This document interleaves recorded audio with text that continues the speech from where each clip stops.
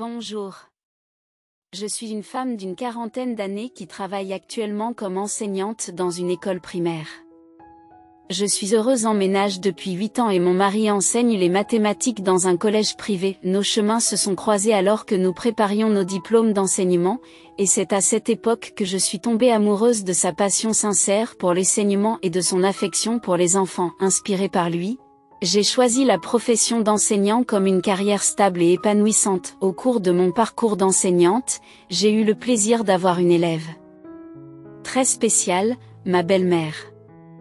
J'ai voulu partager cette histoire pour exprimer mon admiration pour elle. Avant de me marier, je n'avais aucune inquiétude concernant la famille de mon mari, si ce n'est qu'il avait 3 sœurs aînées et que la dynamique familiale tendait à être quelque peu conservatrice et patriarcale. Avec le recul, je me rends compte que j'étais assez naïve et inexpérimentée, et que je n'y ai donc pas prêté beaucoup d'attention. La mère de mon mari l'a eu à l'âge de 30 ans et ses sœurs l'ont traité comme leur propre fils. Toute la famille tenait mon mari en haute estime. Cependant, le problème s'est posé le soir de notre retour de lune de miel. Alors que nous arrivions chez mes beaux-parents à l'heure du dîner, j'ai remarqué quelque chose de particulier dans la salle à manger. Il y avait 2 tables distinctes, mais même en y jetant un coup d'œil rapide, j'ai pu constater qu'elles n'étaient pas seulement de tailles différentes, mais qu'elles n'avaient pas non plus le même nombre de couverts. Sans réfléchir, je me suis assise à la plus grande table. À ma grande surprise, mon beau-père m'a indiqué la plus petite table et m'a dit qu'elle était destinée aux femmes. Interloquée, je n'ai eu que le temps de cligner des yeux avant que les sœurs aînées de mon mari ne me fassent signe de les rejoindre, confuse. Mais comprenant que j'étais la nouvelle venue dans la famille, fraîchement rentrée de notre lune de miel, j'ai gardé le silence et me suis installée à la plus petite table. Mon mari, son père et les maris de ses sœurs occupaient la grande table, tandis que ma belle-mère, ses filles et moi-même étions assises à la petite. Alors que nous commencions notre repas, mon beau-père n'a cessé d'interpeller sa femme, réclamant des choses mineures comme plus de soupe, de la purée de pommes de terre et de l'eau. Il m'était difficile d'être témoin de cette situation, et j'ai donc décidé de me lever et de proposer mon aide. Malheureusement, mon beau-père s'est mis à me donner des ordres, m'appelant par mon nom pour que je réponde à ses demandes. S'il vous plaît, pourriez-vous apporter un peu plus de vin? Il a commencé à m'appeler d'arrêt, comme si j'étais un serviteur. Malgré mon jeune âge, je ne pensais pas qu'il était approprié d'appeler quelqu'un il ou leur. Cependant, ce que je ne pouvais pas supporter s'est produit ensuite, et apporte le vin qui a été offert en cadeau. Je l'ai laissé dans le réfrigérateur, a ordonné mon beau-père à sa femme. Celle-ci l'a cherché dans le réfrigérateur, mais n'a pas réussi à le trouver pendant un certain temps. Frustré, mon beau-père s'exclama avec impatience, « Seigneur, pourquoi es-tu si lent? Nous allons finir le dîner en attendant. » Incapable d'attendre plus longtemps, il s'est mis à crier. J'ai décidé de l'aider et j'ai commencé à chercher le vin. Dans un coin du réfrigérateur, j'ai trouvé une bouteille et je lui ai demandé si c'était celle qu'il cherchait. Furieux, il m'a demandé pourquoi je me donnais la peine de lui demander alors que je l'avais déjà trouvée. Je me suis sentie offensée par l'agacement inutile de mon beau-père. Ma belle-mère a dû remarquer mon air mécontent et s'est empressée de me prendre la bouteille des mains, ainsi que de nouveaux verres à vin, et de les lui apporter. Je fis de mon mieux pour réprimer ma colère et retourner m'asseoir. Mais mon beau-père s'est alors plaint, quel que soit ton degré d'ignorance ou d'éducation, tu ne peux pas reconnaître le vin rien qu'en le regardant? Regarde, tu ne vois pas que c'est du vin? J'étais incrédule. Comment pouvait-il gronder sa femme d'une manière aussi grossière devant moi, sa nouvelle belle-fille, et tous ses gendres? J'ai commencé à m'inquiéter pour mon mariage après avoir été témoin du comportement irrespectueux de mon beau-père. À ce moment-là, mes belles-sœurs ont dit l'une après l'autre, « Papa, pourquoi t'embarrasses-tu ainsi? Sérieusement, c'est tellement embarrassant, tais-toi, c'est tout. » Peut-être que personne ne l'a entendu. Cependant, je l'ai clairement entendu. Pendant ce temps, ma belle-mère est retournée à notre table, où sa nourriture était à peine touchée. Elle était manifestement bouleversée par cette humiliation et a rapidement débarrassé la table. En la voyant dans cet état, j'ai éprouvé de l'empathie pour elle et je n'ai pas pu m'empêcher de penser à ma propre mère, décédée, qui avait subi des mauvais traitements similaires. Ma grand-mère, du côté de mon père, avait l'habitude de faire honte à ma mère pour son manque d'éducation et son ignorance chaque fois qu'elle était agressée verbalement. J'ai vu ma mère se cacher et pleurer à cause de cela. En grandissant dans cet environnement, je ne pouvais pas ignorer la situation de ma belle-mère. Malheureusement, les incidents désagréables et absurdes ne se sont pas arrêtés là. Mon beau-père n'a pas tenu compte de l'atmosphère désagréable qu'il avait créée et a continué à servir des boissons à son fils et à son gendre. Il s'est mis à faire la morale à haute voix, comme s'il voulait que je l'entende. En ce qui concerne les rôles des hommes et des femmes, il existe certaines attentes à leur égard. En tant qu'homme, avez-vous déjà envisagé d'aider votre femme à la cuisine? Cela s'applique à tout le monde, y compris à moi. Je ne vois pas les choses différemment, même si ce sont mes filles, une femme est une femme et un homme est un homme. Mon père l'a dit clairement lorsqu'il s'est adressé à mon fils et à mon gendre. Cependant, j'ai eu l'impression qu'il l'a souligné avec force, comme s'il voulait que je l'entende et que je transmette le message à mes belles-sœurs. Elles étaient d'accord avec lui et m'ont rappelé à tour de rôle de respecter cette norme. Je n'étais pas contente, Suzanne, en tant que femme, je pense que le chef de famille est important dans la société d'aujourd'hui. Je ne pense pas que les femmes devraient considérer leurs maris comme leurs esclaves, les forçant à travailler sans relâche. Ce n'est pas juste, n'est-ce pas? Il est vraiment décourageant de voir ces femmes se rabaisser sans même s'en rendre compte. Suzanne, j'espère que vous ne succomberez pas à un tel comportement. Est-ce que je leur ferais du mal? J'avais envie de les interroger, de leur demander si elles étaient vraiment satisfaites de se rabaisser ainsi. Cependant, j'ai délibérément choisi de ne pas répondre et de me lever pour aider ma belle-mère dans la cuisine. Mes belles-sœurs n'ont pas semblé satisfaites de ma réaction et m'ont simplement jeté un regard noir. Maman, laisse-moi m'occuper de la vaisselle. Ce n'est pas grave. Vous devriez aller vous régaler. J'ai déjà terminé la plupart des plats, occupons-nous ensemble des plats restants. Ainsi, nous pourrons finir plus vite. Mon geste amical a semblé plaire à ma belle-mère, malgré ses 3 filles qui n'étaient pas aussi proches d'elle. J'ai ressenti de la sympathie pour elle. La journée avait été éprouvante sur le plan émotionnel et nous nous apprêtions à partir. Ma belle-mère m'a tendu une bouteille de jus de citron et de miel maison, en me disant que cela soulagerait ma gorge puisque j'allais beaucoup utiliser ma voix en enseignant à des enfants une fois de retour à la maison. J'ai regardé l'étiquette de la bouteille. Avant mon mariage, mon mari m'a appris que sa mère était analphabète. Ces lettres soigneusement écrites, qui ressemblaient davantage à un dessin, m'ont touché au cœur. Qu'est-ce qui te préoccupe tant? Oh, c'est l'écriture de ta mère, j'y ai réfléchi sur le chemin du retour. Devrais-je apprendre à sa mère à lire et à écrire? J'avais déjà tenté de le faire, mais cela semblait intimidant pour ma belle-mère en raison de son manque d'éducation formelle. J'ai abandonné, car elle semblait avoir honte. Cependant, lorsque mon mari m'a révélé cette information, il s'est inquiété. Si je lui proposais de lui enseigner, je doute qu'elle soit réceptive. Même mes collègues me l'ont déconseillé, car cela pourrait nuire à notre relation. Malgré mes bonnes intentions, j'ai finalement décidé de ne pas le faire.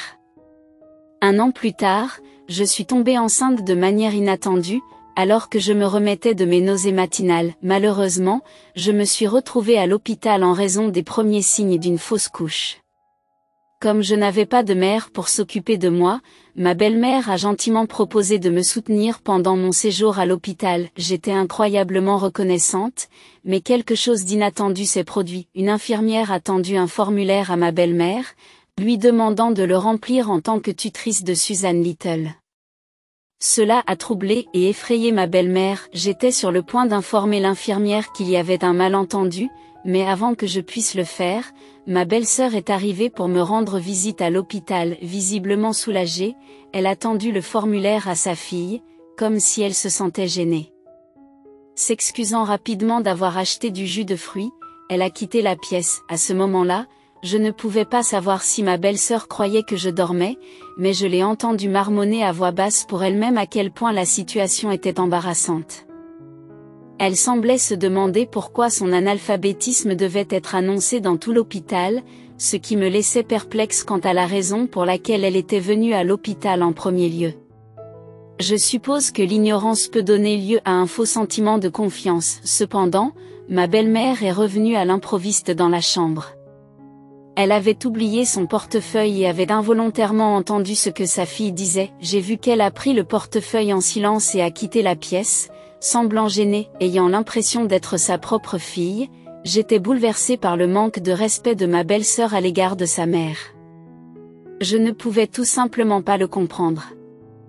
L'incident m'a laissé déstabilisée. Ce soir-là, mon mari est venu à l'hôpital pour soulager sa mère et je lui ai raconté ce qui s'était passé plus tôt dans l'après-midi.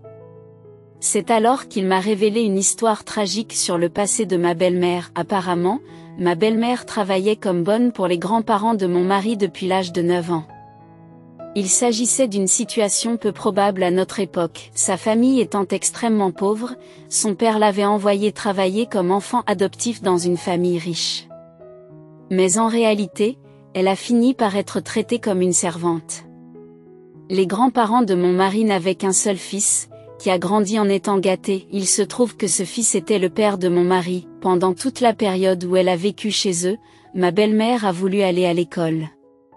Malheureusement, elle n'a pas pu le faire en raison de son rôle de domestique. Elle n'a même jamais eu l'occasion d'apprendre par elle-même, car elle travaillait sans relâche de l'aube jusqu'à tard dans la nuit. Elle a passé son adolescence et une bonne partie de sa vingtaine dans cette maison, s'occupant de ses propres enfants et des filles de la précédente épouse de son mari.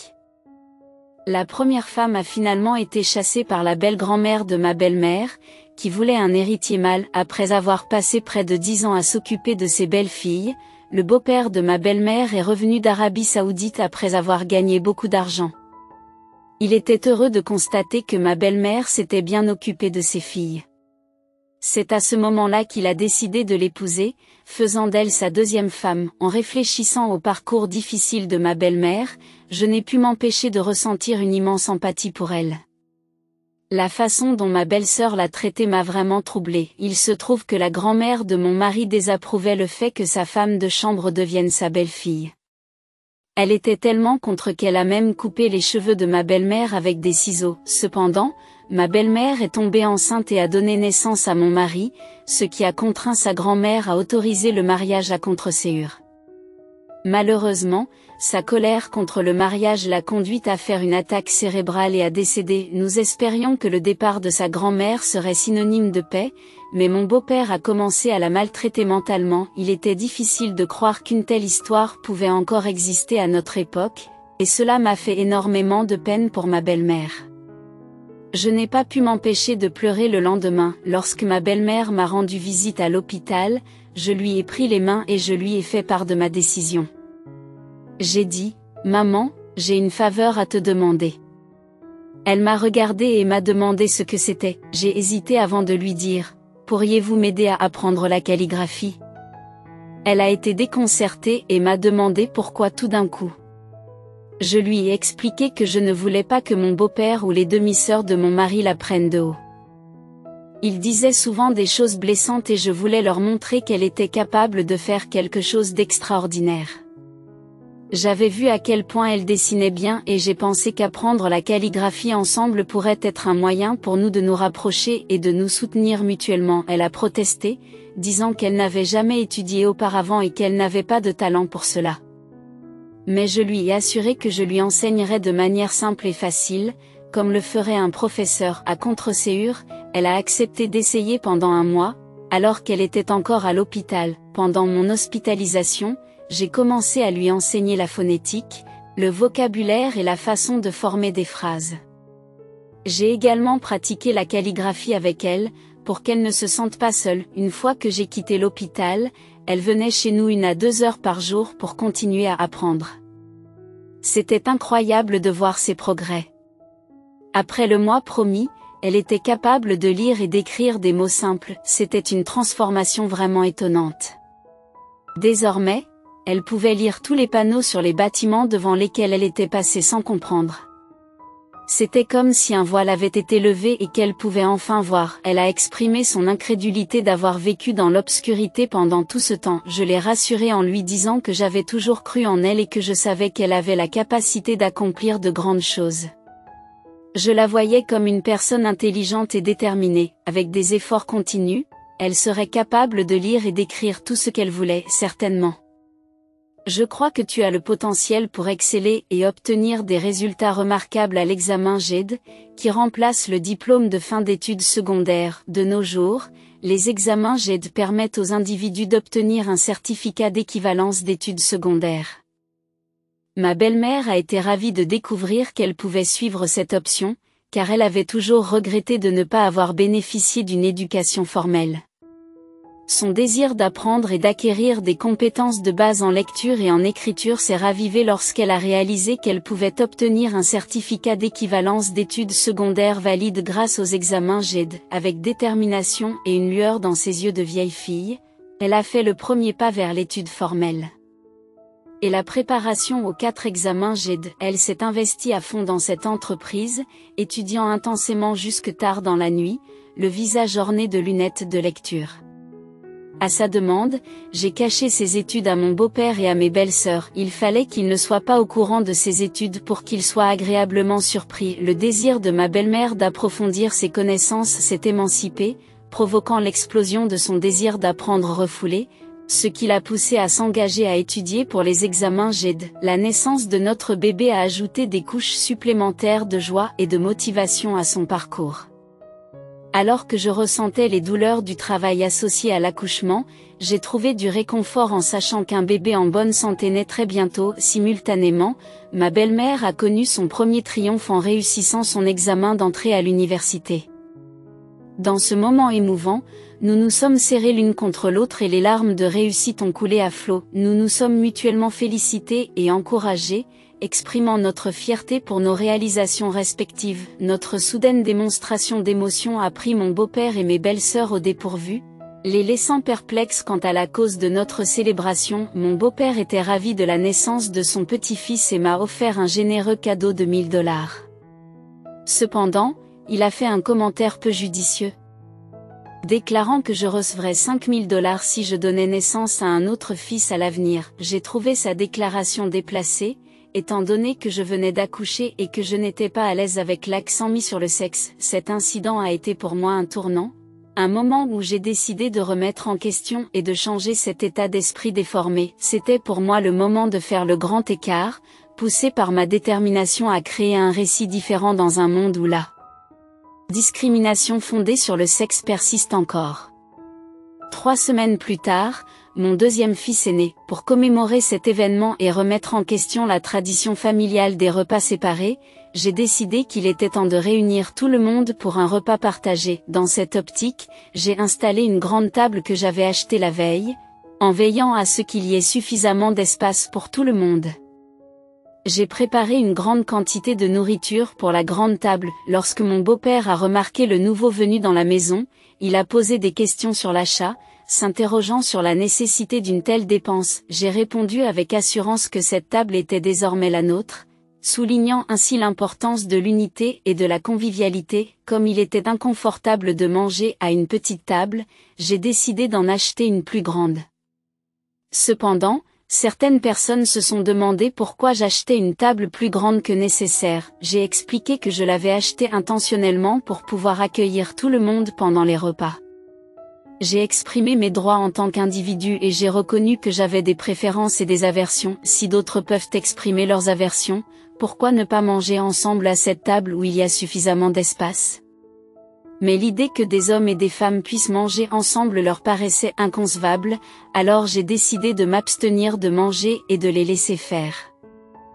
En réponse, mon beau-père s'est mis en colère et est parti en trombe dans sa chambre, le visage rougi par la colère.